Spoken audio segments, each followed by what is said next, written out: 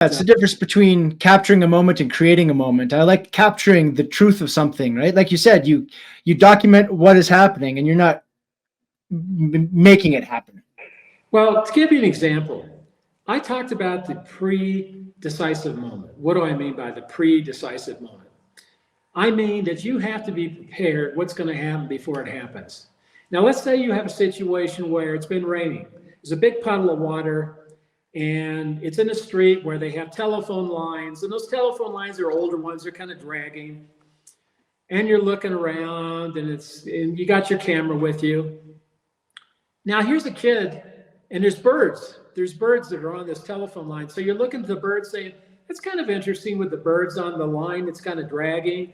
But is it really got anything interesting more? I don't know. Now, all of a sudden, this child is coming home from school. He's got a backpack. And you have your camera. And you see him walking towards the water. Now, what's going to happen? Obviously, you're going to get the reflection of him in the puddle. Probably the birds above him as well. Okay, what's going to happen? Oh, he's going to walk through. Or he's going to walk around the puddle or through? Okay, and then what? You got me. Okay. The kid's he's gonna jump in the water and splash it, and the birds are gonna scatter. So you're gonna have the splattering water with the kid, and the birds are flying, and that's gonna be a great shot. But you saw it coming in advance, and you were prepared for it. And that kind of thing does happen. It happens a lot. If you go to my Instagram, there's a very interesting picture of a couple that are sitting there, and this was in Canary Islands.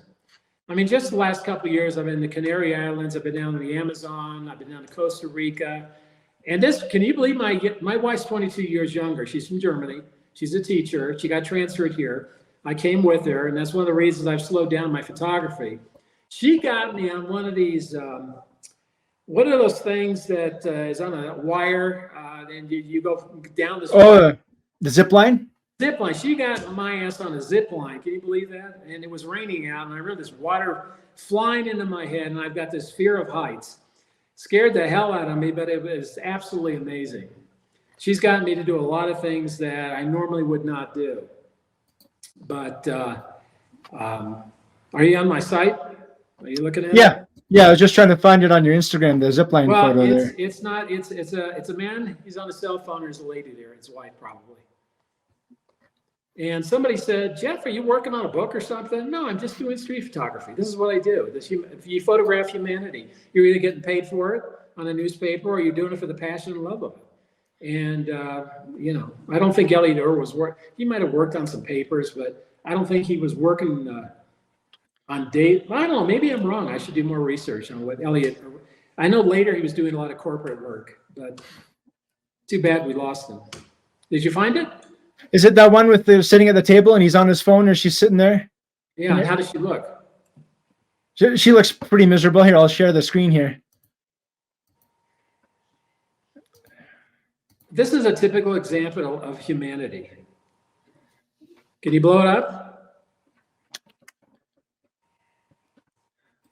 Let me see if I can save the photo. Here we go. No, webpage. Doesn't look like I can. Okay. Well, you have a situation where this should be a happy moment. They're at a cafe, they're in a foreign land, and the guy's on his phone. Now, that could be reversed. It could be the opposite. She could be on her phone. But it's just a slice of life. And this is what a lot of countries are trying to ban. They're trying to stop the freedom of photographing humanity. In Germany especially, they're very tight on what you can photograph. They want you to get permission. But once you do that, it's over. The moment in humanity is stopped. And Germany's going to have future generations of people just staring at the camera, posing. There is no more pictures. There were the great images taken in France by Cartier-Bresson, or Robert Duno. You're not going to have slices of life. Yeah. Of who we are as people on this planet. And people are trying to crush that. They're trying to cancel it. One photographer even got sued because it was in a photo exhibition. And, in the United States, fortunately, they still, you have the right to take pictures in a public domain. Yeah, thankfully. But I'm just saying that this is a tragedy, and that's why you don't see a lot of street photography anymore. One of my favorites is Vivian Meyer, who of course has a huge body of work of what you just mentioned.